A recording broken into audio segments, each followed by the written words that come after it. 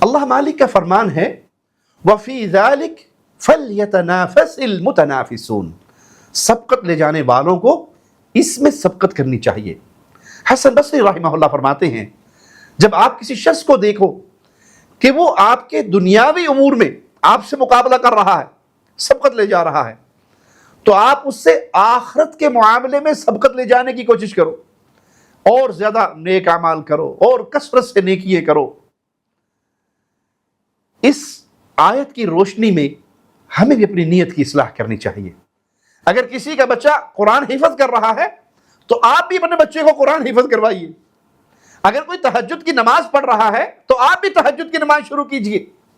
اگر آپ کسی کو دیکھتے ہیں وہ جمعرات اور پیر کا روزہ رکھ رہا ہے تو آپ بھی جنت کمانے کے لیے ان 2 دنوں کے روزے رکھیے۔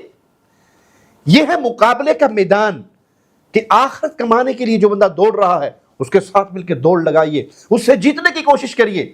دنیاوی معاملات میں دوڑ لگانے کا کوئی فائدہ نہیں۔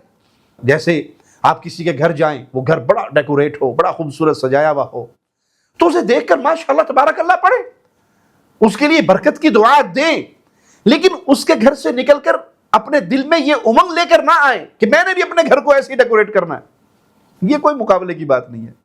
کسی کا بچہ ڈاکٹر بن رہا ہے، انجینئر بن رہا ہے، دنیاوی فنون حاصل کر رہا ہے، یہ کوئی مقابلے کا میدان نہیں ہے۔ پیٹ پالنے کے لیے دنیاوی فن کا سکھانا ضرورت ہے، ضروری سکھائیے، لیکن مسلمان بنانا، دین کا علم دینا، آخرت کا علم دینا، اس کی آخرت سنوارنا، یہ اصل مستقبل ہے اور یہ ہے اصل مقابلے کی جگہ۔ اللہ ہمیں جنت کمانے کے مقابلہ کرنے والوں میں شامل فرما دے۔